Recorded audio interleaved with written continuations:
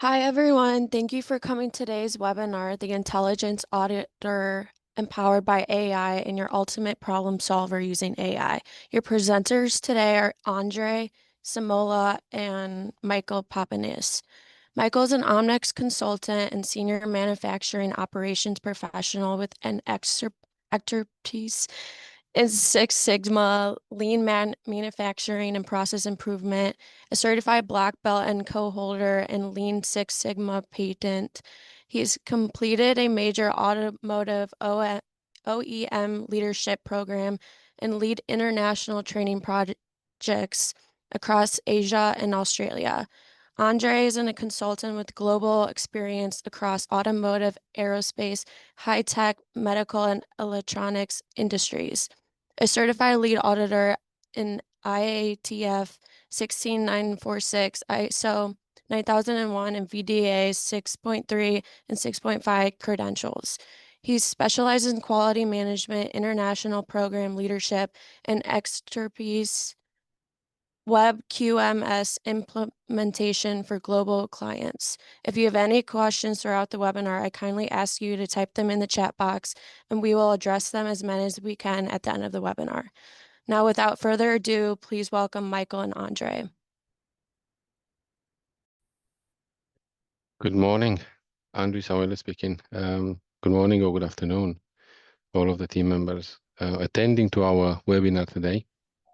I'll turn on the camera for a while. Thank you for joining our session today. I'm more than pleased to be the host today along with my colleague Michael to present you how Omnex Systems has been able to revolutionize the auditing procedures, let's say, across different companies. And it's very important for you to understand the fact that we don't act with small customers only, for example, which are limited, for example, to a single type of audit, like process audits, like product audits. No, we are currently working with many customers which implemented already our software into more than 560 sites, for example, for one customer, just to give you some names. Other customers, we have medium customers as well, and also small customers. So we serve all type of large, small, or medium customers as well. Today, the plan, I'll share with you my screen in the meantime. Today, the plan would be for us, one second, to understand which are the drivers for AI in audits, right? So that is one of the topics that we plan to discuss today. We have almost an hour to discuss. We also have in discussion AI audit use case. So I'm going to run through some PowerPoint presentations at the very beginning. And then after that, I'll go into the software and show you exactly what I meant from the PowerPoint presentation so you can connect the dots. And last but not least, we have the benefits of AI in audits. So that is on the first part of the webinar today. Connected with AuditPro, we also have a problem solver, meaning we have to respond to audits, right? Once we conduct audits, we have to respond to audits, whether we respond through a PDCA, Plan to Check Act, as an auditee, or through an AD. We also have to respond to non-conformities. Therefore, I'll combine both of them, and you will see how AI has been developed in both audit and problem-solving tools. So if I may, I'd like to just mention 5 drivers of AI in audits. These are just few. Disruptive changes in different industries. That's one of the drivers. Demanding compliance and regulatory requirements is the second one. And the third one is evolving and proliferation of newer standards. The fourth one is emergence of millennial workforce, right? Nowadays, everyone is using a laptop, a phone, and they are tech savvy, mobile centric, socially networked employees. Now, if you want to know something, you just open a laptop and you'll find it out. Last but not least is virtual teams, right? Nowadays, you have auditors, even being able to conduct audits on the shop floor without even having internet nor paper. But I'll show you how we can achieve that as well with the software. So these are few of the drivers for AI in audits. Having said that, there are a few steps into the auditing perspective, right? Into the auditing methodology. Number one, we'll have to schedule audits. And here we implemented using AI recommendation. What does it mean? It means that when you select and build a schedule for a year, for example, for different type of audits, whether we speak about system or product or process, different standards, the software will recommend you choosing a type of audit that has been identified as kind of a potential failure that can happen in the future because it happened in the past. Additionally, we have AI recommending poor performing processes or areas, right? If we look into an LPA, a layer process audit, then there we have different processes that we do audits for. The same if we do a process audit or a system audit, right? System audit, we've got departments which might have been affected by failures in the past, and we want to take a look on them using AI. So that is possible. While we're performing audits, you will see that the software will provide feedback on your objective evidences, on you selecting different clauses. And if that's okay, then the system will mention the feedback as positive. And if the system identifies the fact that it's not the best match, then the system is going to ask you, this is my feedback. And also, these are the options. You choose from here. Okay. Then we have AI performing, while performing the audit, AI in NC findings and validation suggestions. Here, it's the area of where also we plug in the problem solving, right? When we identify non-conformities, whether we speak about minors or majors, we here plug in the PDCA or ADs or corrective action reports. And last but not least, AI root cause and action plan validation suggestion. So that's the entire cycle of the audit, right? I'm sure everyone is familiar with this. Next, what I'm planning to explain is the fact that if I'm going to choose now scheduling audits, LPA, for example, you will see here that I've got multiple operations over there and also multiple processes. Into the next slide. So I selected a layer process audit. I'll select the process based on what AI recommended. And from here, you will see with red that these are the processes which AI recommends. For example, in my case, it's coating, casting, forging, and silver coating as well. Right? So as you can see, AI recommends process based on historical data on the number of NC uploaded. Right? Bad performing processes will be highlighted with AI recommendation, as you saw there. Moving forward, I now scheduled based on AI recommendation. Next, I'll have to perform again based on AI recommendation. So once I'm going to perform the audit, I have the audit number and where is going to happen the audit, in which area, what system, what process. And next, I have the audit details.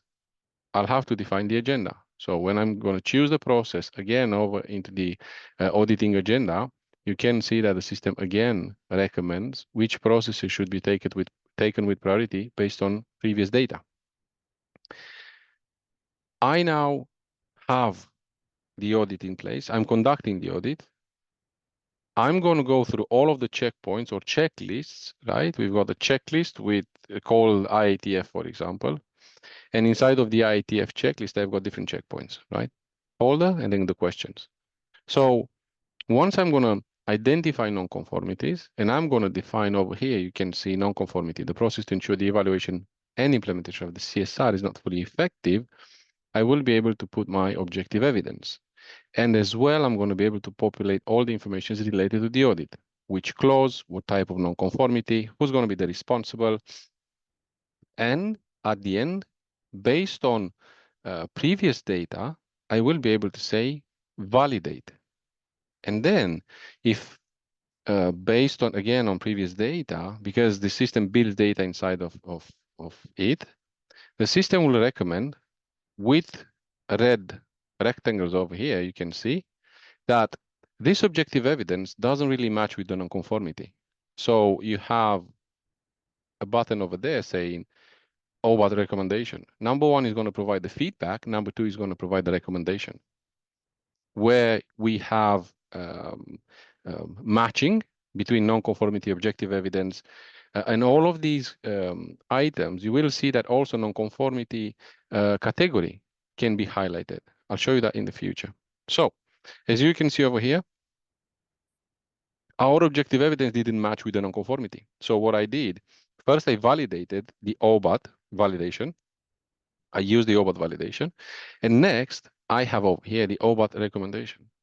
So this is what is recommending objective evidence, feedback, and the suggestion as well.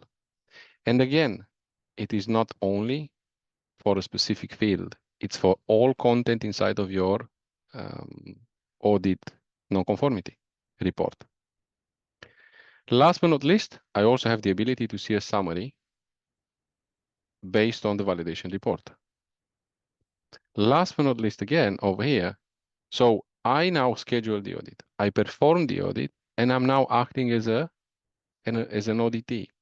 The auditee, when opens the corrective action report, which is, in my case, this PDCA, he or she will be able to populate all of these fields as correct root cause and also the actions. When the auditee defines the root cause, also has an option over there saying OBAT validate. When it clicks on OBAT validate, it gives these highlights that the red ones, the red boxes, are something to look at. And then they click on the recommendation, AI recommendation, and then they will have the feedback provided by the software. Similarly, it happens for the AD form, right? If it's a major, we can use an AD form. If it's a minor, we can use a PDCA. But if it is an opportunity for improvement, we probably use a corrective action report. So in all areas, in all forms, we have developed this option, right? Again, when I'm going to conduct my audit response to the auditor, I'll have the ability to populate my AD report. I'll validate the AD report with what I populated inside, and then I have the ability to check what suggestions the software has by highlighting different fields, which the software considers mandatory to populate. For example, the team members. As well, the responsibility, due date, and actual date is missing over there. So it highlights that information, right? Again, when it comes to the root cause, this is just a picture from the software when it recommends good or bad root cause description, right? Action one is not an action. It's just information placed there. So the software recognizes that and highlights that information as bad or good. Again, based on previous data, because while you're performing multiple audits, you're going to build data so the software recognizes good and bad data in the future. So that is on a very, very high level what we plan to see into the software today. We have plenty of time that we can go through into the software itself. Next, what I'm planning to show you is going to be into the software itself, as I mentioned to you, the third point over here, which is the demo inside of the software, because I'm sure everyone is eager to see what exactly looks like into the software. So based on these three big areas, let's say, scheduling, performing an audit, and responding as an auditee, I'll showcase into the software. Number one, I'll have to log in as a scheduler. Once I'm going to log in as a scheduler, sometimes you might have the rights, let's say, provided by your organization, being as a scheduler, as an auditor, and also as an auditee for your specific area. Therefore, this specific James Martin has all three, excuse me, just two of the rights, not three of the rights, scheduler and auditor. Scheduler into the software, for those who came for the first time seeing our software, over here into the scheduler area, the scheduler has the ability to schedule different type of audits, whether we speak about LPA, layer process audits, whether we speak about system audits, whether we speak about VDA 6.3 audits, process audits, VDA 6.5 or simple product audits, the scheduler has the ability to create the scheduler over here. So what he or she needs to do, expand this schedule, excuse me, and then click on the LPA scheduler.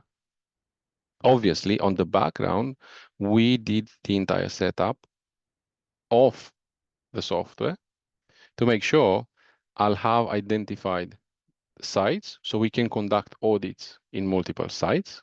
It's just going to be one single source of truth where we store all data, but using the software into multiple sites, it is an option with our EWQMS. Additionally, we can define our own layers. Again, this is part of the setup over here. I just have one. And then time period, I have the ability to select the year, the month, or specific time period that I would create a schedule for. For what year? 2025, 26, 27, 28, and so on and so forth. Starts from first week. You can define the schedule starting from whichever week you would like or the organization requires to. Status, once I'll select the status tentative, for example, because I'm not sure if my auditors and auditees are available for these audits, which I'm going to build over here. I'll leave this status tentative, so they'll get notifications saying, are you available for that specific audit? Both auditor and auditees, and they will say yes, no. If no, then the scheduler receives an email because we have incorporated email notifications saying the auditor or the auditee is not available. Please reschedule. Then LPA schedule for all departments or the workstations. Again, I can define the area, like department area assembly cell, or the workstation itself, depending on what the organization wants. You will see that the software, it's very, very flexible and doesn't require too much coding to modify a few things into the software. Again, continuing scheduling, I can filter by all audits. I can do ad hoc audits. Imagine you are the CEO or you are a C-level executive that would like to conduct an health and safety audit just in time. Now, you can do an ad hoc audit over there, and you can conduct your own audit. Obviously, you can save your own templates, but the most important part, which is now related to AI, is this OBAT recommendation. As you can see over there, I've got department, and if I'm going to select my workstation, I'll be able to pick my workstations from the left-hand side over there. So when I'm going to click on OBAT recommendation, the system is going to highlight me which department or workstations have recommendations, because in the past, there were identified some failures. So I'm going to click over here, and next is also pointing me out which are the checkpoints or what shall I check for that specific workstation or department related to that specific checklist. Are there examples, guidelines, pictures as reference, how clean, organized the area should be? And then you can choose from these checkpoints what you plan to conduct the audit for. And then simply click on OK, on done. That's it. Right? So this is the area where the AI comes in to help of the scheduler, saying, based on previous failures, the auditors should conduct the areas to Chevy upgrade or MS upgrade, right? So that is the, as I mentioned to you, the area of scheduling. If somebody is not available, whether we speak about the auditor or the auditee, or even the scheduler cannot schedule on time, then they can reschedule, as I mentioned to you, or create ad hoc audits directly over here. If by mistake has been created an audit, We can cancel audits directly over here. So we try to make the user experience much easier, and we try to incorporate everything in one page as well. If I connect now the dots with other modules, you see I've got all of the information on the left-hand side. But that's not our main area, let's say. So this is for LPA. Audit schedule, when it comes to system audits, exactly the same. I have the ability to create a new one, and I have the ability to define IATF or ISO 13485 or ISO 9001 from this option. Just click on new, and I will be able to create a new audit schedule from here. Okay. Next step, I have the ability to see the audits based on the month view, so monthly view. I have the ability to look into my audit calendar, for example. I have the ability to see all of the audit status as a scheduler, right? So me as a scheduler, I have multiple options right from the very first page over here into the AuditPro module. You can see over here that I've got multiple audits, so I can pick and do my audits based on my calendar, right? And I can filter it based on the week, the month, and the year. Multiple options. And again, as I mentioned to you, everything is in one page, the status, the calendar, the ability to install filter, the ability to see the audits that I have planned, me as a user, as an auditor, for Fincher Evans, for example, and you can see all of them over here. Right. So we have seen how AI comes in supporting the scheduler while they schedule the audits. The next step is I have now my schedule, right, defined, and I'm acting as an auditor. So I'll have to perform audits, right? I'll simply click on schedule audits, excuse me, on auditor, and then perform audits over there. And then over here, I'll have the list of audits which I can perform based on the schedule, right? So as you can see, I've got June, May, and so on and so forth. In some of the audits, you will see, so I'm going to test both good data and what's the response of the software. And I'm going to test bad data to see some of the visualizations over there, right? So let me just pick the third one, for example. When I'm going to click on expanding this audit, I'd like to know more information about the audit, right? Number one, the audit, the audit standard, the process, or the process says external agent, if it's a body of certification, start date, end date. As well, audit report, PDCA, approach, because I can define that into the software. What approach I will define into the setup part for specific standards. So I'm going to click on this hyperlink over here.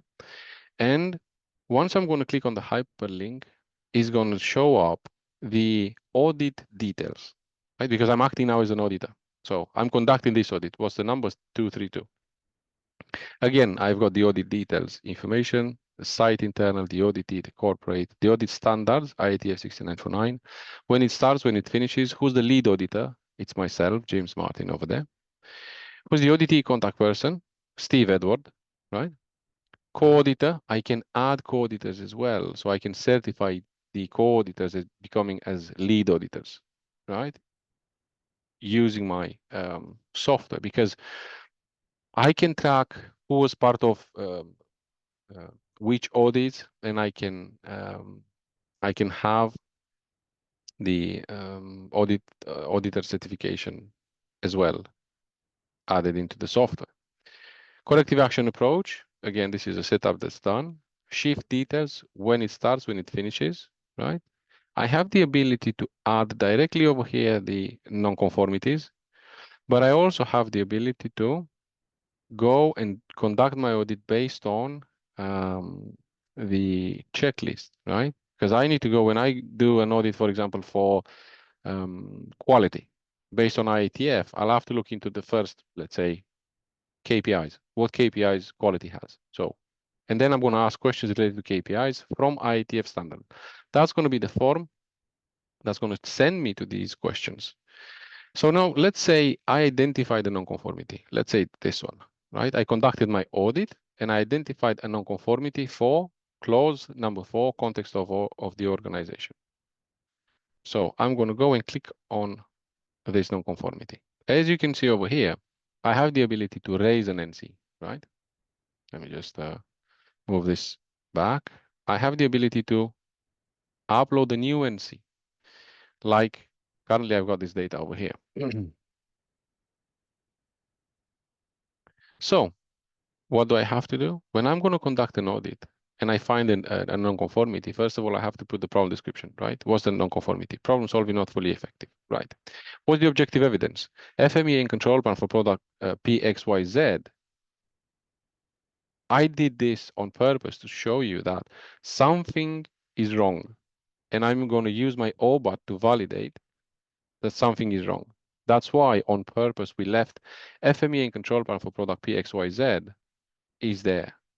Doesn't really make sense because it's not really connected with the problem solving, but we'll see how the software reacts. As well for clause is selected properly. Non-conformity category, we have major. We also have the ability to put minor, right? Minor or major, depending on what's the non-conformity for.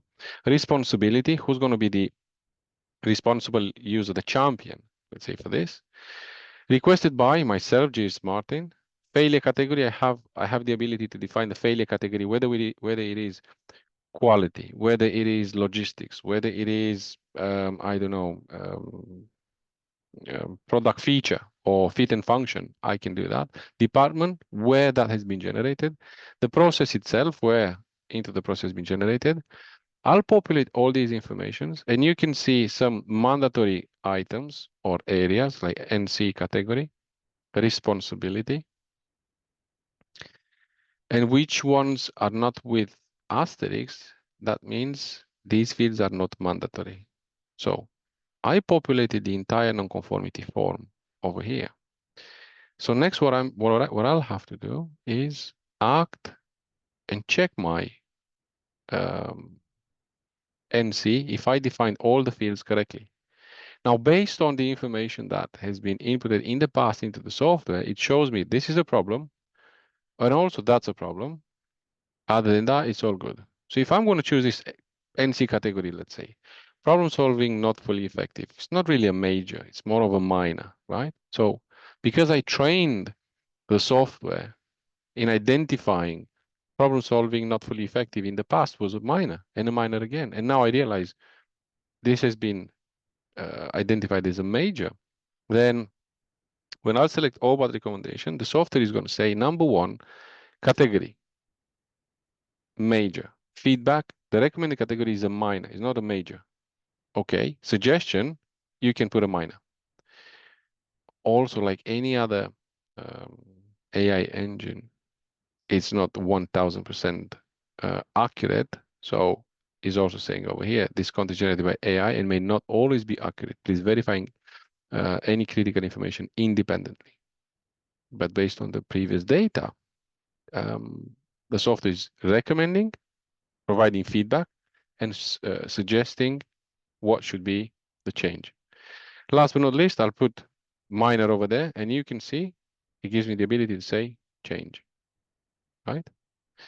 This is, let's say, bad data. We call it bad data because when we test it, it needs to show red or maybe green. Let's see how it looks. The good data. So if I'm going to select the second one, I'll check myself now for each individual nonconformity that I define. Let's say the process of training effectiveness evaluation period is fully effective. Then I define the clear objective evidence. When I'm going to click on OBAT validate, is it this good data or bad data? So you can see the software providing feedback. All data are consistent. And again, I'm going to do it for the third nonconformity right identified over here. The quality management process for process control is not fully effective. Objective evidence, the specification for welding stated, you see, it's a detailed objective evidence. And also the clause highlighted over here. Let's try this one as well. Again, all data is consistent. And last, let me just pick the last non-conformity that I raised. And again, non-conformity, last but not least, but validate. Again, all data is consistent. So the only area that I have to act is going to be on this NC number 1. Right? The problem solving not effective. When I'm going to click on all but validate, it's going to show up these two. Right? So I'll have to change that. Okay? That is how us as an auditor, we benefit from the AI into the AuditPro software. Obviously, there are multiple other icons over here. Reorder findings, so you can reorder them based on your identification. You can search for non-conformity for the clause for multiple options over here. And then also you can add the agenda directly into the screen that's available now. You can edit audit records. You can see the audit status, and also you can go to the audit report. Last but not least, you can ask for submission extension time and also see the history. Okay, and also see or view previous corrective action reports. Now, if I may, I'll stop sharing for a second. What I'd like to look is who's going to be the auditee. It's going to be Steve. So I'll have to log out now. Share back with you my screen. I'll have to log out as an auditor because James Martin doesn't have the ability to act as an auditee. And then I'll get back to the auditor once I finish with the auditee. So next thing, I'll have to log in as Steve. Once I logged in, I have, again, on the left-hand side, all of the related icons. And then over here, you can see I'm not scheduler anymore, and I'm not the auditor anymore. I'm just an auditee. So then I'm going to expand auditee. I'll have the ability to define the code to check the cause, sub-cause, but also check my corrective actions. So when I click on corrective actions, it shows me all of the audit non-conformities reported by different auditors. So if I'm going to look after that specific audit number, let me just, sorry, I have to stop sharing again to just look after the 231, the audit number. 1 second. And I'll share with you my screen. All right. Let me just start from the beginning. So I have a list of audits, right? The audit agenda, the audit report that I can see I received from my auditor, audit number, auditee as well, and also audit standards, LPA, for example. Next, what I have to do, I can check for audit number. I have got a specific audit number over here.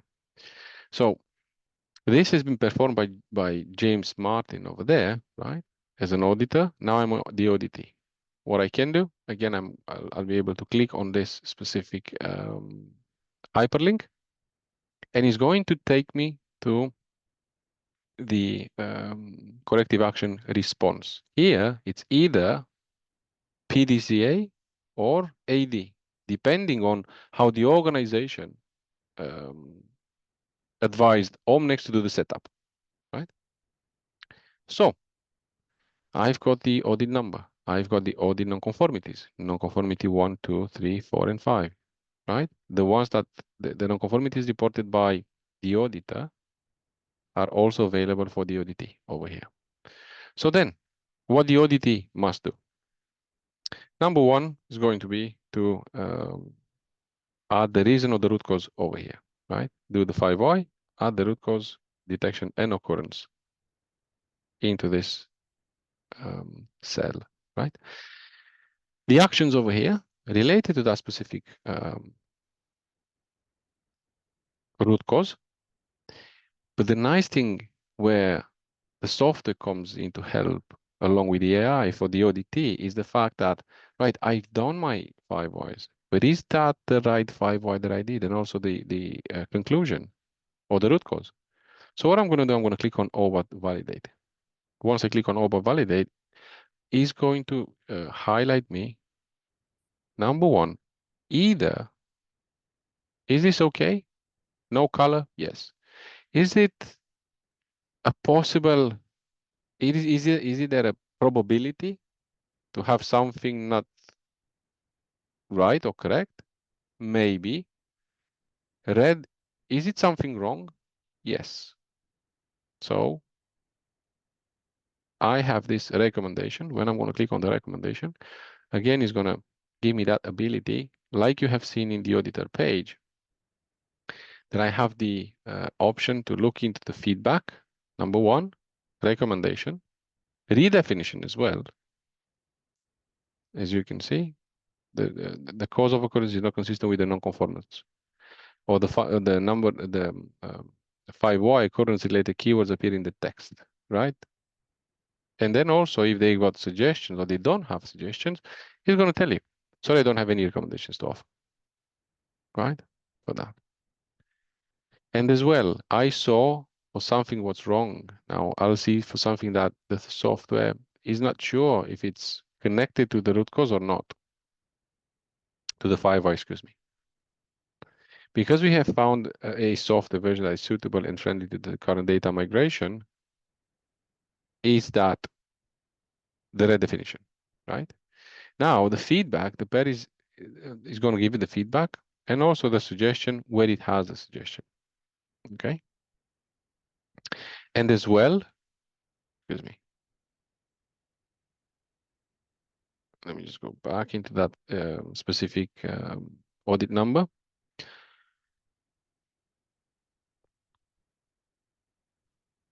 Once I've completed my OBAT validation over there, I'll be able to submit the report to the auditor. So here comes for the auditee AI suggesting and also highlighting what's not good and suggesting options for you to replace with, let's say, based on previous information. Okay, and then you can submit it to the auditor. Again, when I'm going to submit it to the auditor will receive an email notification, and also they will be able to close out the audit or, excuse me, reject the action plan that we as auditees provided. Again, I'm going to go to the audits as act as an auditor, and over there, I'll be able to look into corrective action status. Always, whether we speak about auditors, whether we speak about auditees, they will receive notifications for everything. Meaning to say, James Martin conducts an audit for Steve, which is the auditee. Steve receives an email. Once Steve populated the PDCA or the corrective action report and sends it back to the auditor, which is James receives an email, and so on and so forth. Again, when I'm going to look into the audit number 231, for example, is the one that we chose previously. First approved date, you'll see many information about that specific corrective action report, and I'm going to be able to look into the audit number. Similar like I did for the previous audit, and you can see over here, I'm now into corrective actions, right? Previously, it was the page of uploading NCs. Like, okay, I'm acting now as an auditor. Previously, auditor raised NCs. Second step, auditee conducted the PDCA using AI. Auditee submitted the corrective action report or PDCA to the auditor. Auditor has now the ability to check not only the response, but also look into the effectiveness of the or the efficiency of the action plan. And then has the ability, the auditor, to close out the audit, right? As you can see over there, the card number, the close, evidence, and so on and so forth. And then here I've got the corrective action as well. That's on a very, very, let's say, high level, and where the software comes, or the AI comes in to help for both scheduler, auditor, and auditee. Okay. Obviously, there are multiple other options inside of the AuditPro module, but our scope for today was to understand, while we look into the audit as a globe, let's say, in each area, how we, with the software, can improve, number one, the efficiency of the auditor. Number two, the response in terms of non-conformities when they are identified. Obviously, we don't look after non-conformities while we perform audits, but in most of the cases will happen, right? So with the minutes that we have left, we got left now about 19 minutes. I'd like to also take the opportunity to relate now the problem solving. We've seen the PDCA, but we didn't see how the AD is coming into place. So what I'm going to do, let me just look into AD. I'm going to have this specific number. So I'm still, as an auditee, okay, I'm still acting as an auditee into the audit area. What I would like to see is how the auditor identified a non-conformity major, for example, and they asked for an AD report instead of the PDCA, how the auditee has the ability to update or get support from AI into the AD as well, right? Responding with an AD to the auditor. Because there is another area when it comes to problem solving. You can identify, or you can identify non-conform product on the line, or you have customer concerns or internal concerns. Exactly the same. But not in the audit, not during the audit, outside the audit. So approach, it's the AD. We have seen previously PDCA. Now I'm going to click on this non-conformity, which the auditee is required to conduct an AD for, right? Let me just make this bigger and also move my, right. Okay, so what do I have? For a specific non-conformity, right? As you can see over there, the audit details, APQP trial, the clause 10.2.1. So the information comes from the audit description. The team name is going to be the auditee. In my case is Steve. And then the team members. Me as an auditee, I'll have the ability to populate first all the content over here. Problem description, the team that's going to be part of that investigation.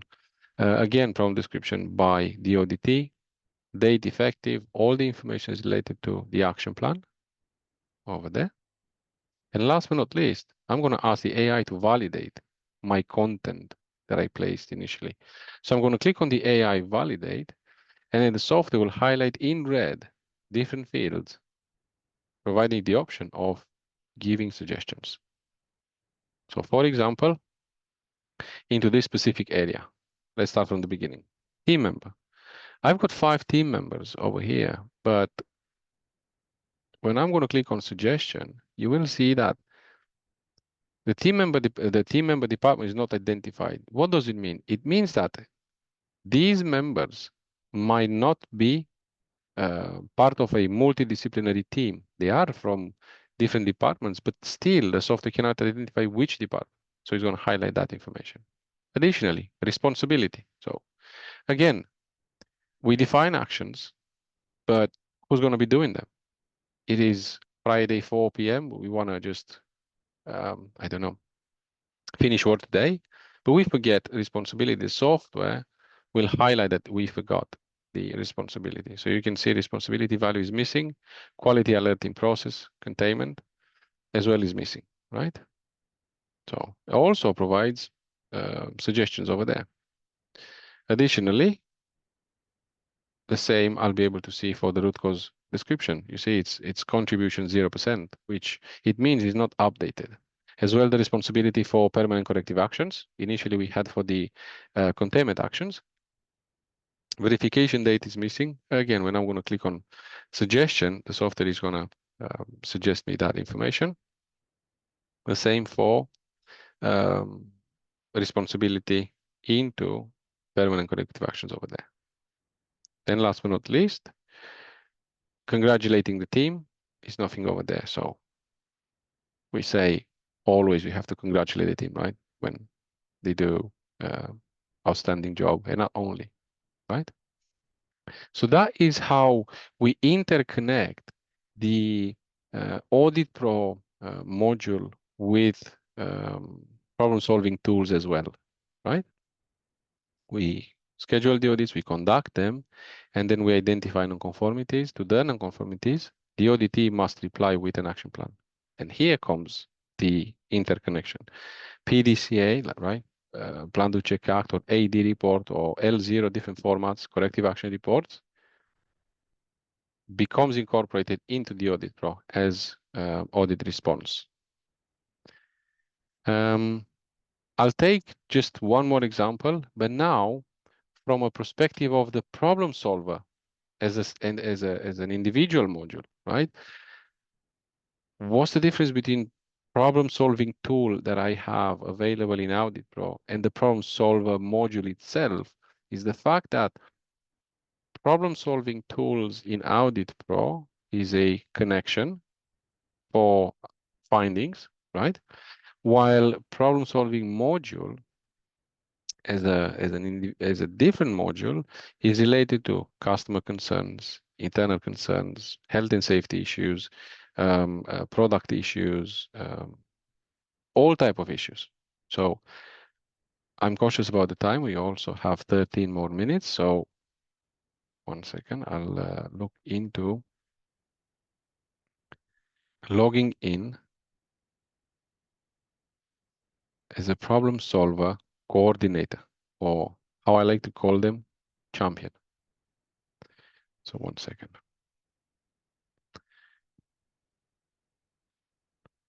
So next, what I'm going to do, excuse me, share back with you my screen. And now, as you can see over here, I'm not seeing anymore the AuditPro, because what I plan to show you is how AI supports different customer or internal concerns from multidisciplinary areas, if you want to call it like this.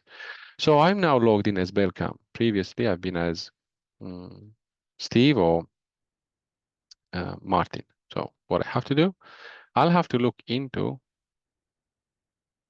initiate problem solvings, right? So I'm going to look after problem solving.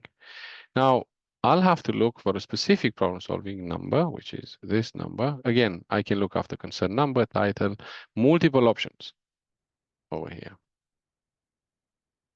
Unfortunately, I don't find it, but I'll need to look after the concern number, obviously. And then I have a specific customer concern, let's say, which has been raised today, or it is a quality problem which was raised by production just now. So I have this external link, for example. As you can see now, I have slightly different view when it comes to the problem solving. Why? Because it has to incorporate not the audit findings, but the problem description reported by either customer or Andre from quality department or Michael from manufacturing. So has been identified the category. It is a functional subcategory. It is customer complaint. I'll populate all the informations. I have the ability to add my AD approach over there. Obviously, problem description with customer information, with contact details, processes, and so on and so forth. Status, it is in progress. I have the ability to put my quality alerts as well into this area. How many parts were identified as non-conform? And last but not least, I'll have the ability to look into my AD, right? So I now select my AD, and now because I have the problem description from the customer or internally from Michael, for example, I have the ability to go through, identify the team, identify the immediate response, define my root cause or identify the root cause, excuse me, define the actions, whether we speak about detective or preventive actions. And then last but not least, like we did in AuditPro, because this is the similarity, here is the similarity. Similar like in AuditPro, we have problem solver. And then I'm going to click on AI validate. Once I click on AI validate, exactly the same behavior in problem solver happens like it was in AuditPro, because we tried to keep consistency, right? Between different modules, different approaches, let's say, right? So I'll click on the AI validate. And again, as you can see, this might not be right. This definitely is missing, but this might not be right. So what I can do, I can ask for suggestions, right? In any area, everything was highlighted, whether it's in red or yellow, it means something red, not okay. Yellow, something might not be right. Okay, so I'm going to click, for example, again for the actual date. Yeah, I'm going to click on suggestions for this specific area. And as you can see, the software is giving me feedback, right, over here, and also is giving me feedback, for example, in the actual due date over here. It shows me the action description is not right. Responsible member, actual date values are missing. Implement corrective action is inconsistent against root cause. So I guess what I'm trying to conclude is the fact that AI doesn't only come into help for the auditors, also supports other departments in problem solving, whether we speak about quality engineers or process engineers or um, company managers. It helps a lot, um, suggesting, recommending, and also validating data that's populated into the digitalized version. And with that, I think we're only 8 minutes left.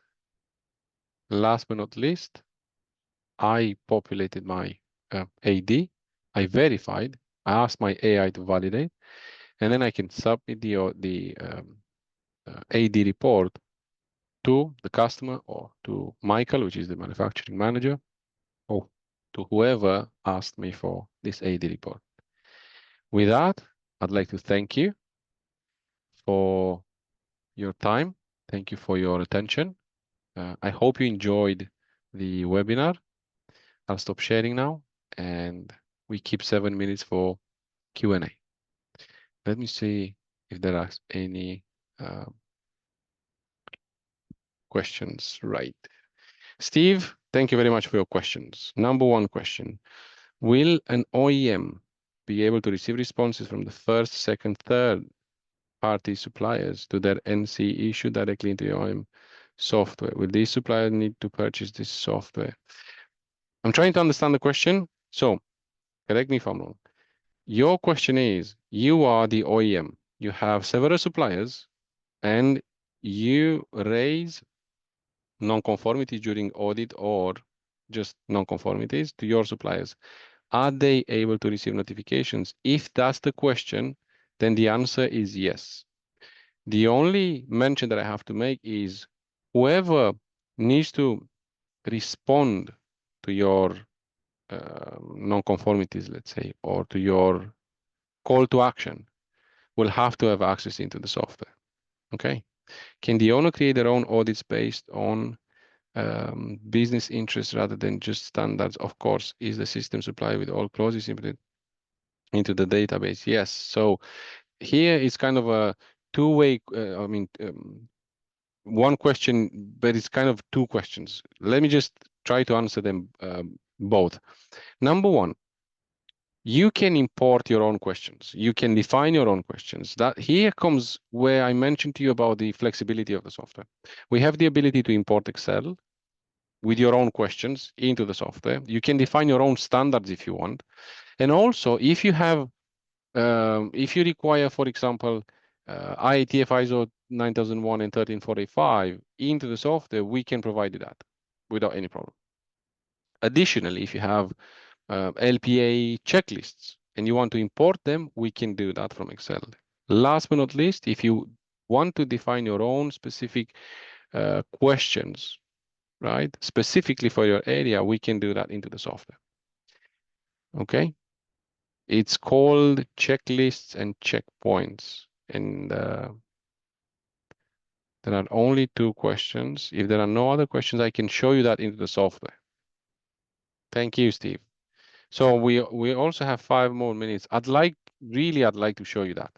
Okay, into the software. So bear with me 1 second. I'll go into the software and show you that capability directly over here.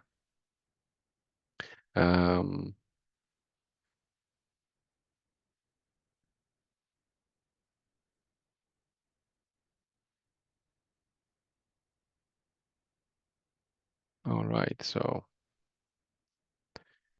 share with you my screen. In a second, you will be able to see my screen. Right, okay, so when I'm going to go into the audit setup, I didn't insist too much on the setup part of it, but just to answer clearly to your question, number 1, you can define your own standards over here, right? You can define your own standards. We can bring from our side the standards. By the way, we're not only a software provider, guys. We have all the team members, both having methodology experience and also software experience nowadays. Okay, so we can bring your own standards. We can bring the standards that you need. We can define the checklists themselves over here, you see, with the questions. Checklist is kind of a folder with multiple questions. We can import your own, or we can define a new checkpoint by ourselves. Just this is what I did now. I create now a checkpoint, like a question here, and then define my own specific requirements. Is a veto question? Is it are mandatory? Are remarks mandatory for NCs? Multiple options over there. I hope I answered your questions. Okay. We're 3 minutes away from our time for today. I'll wait a few more seconds for any other questions.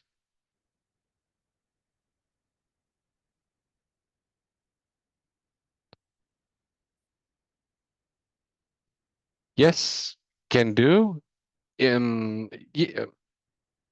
if any question about the supply access, can the OEM give access? Yes, you can give access. Yes, you just have to define again into the setup what's going to be the username and the user password, and then you provide that to the suppliers, of course.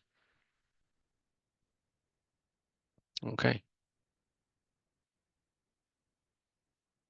No, as long as you give them the username and the password. So how does it work?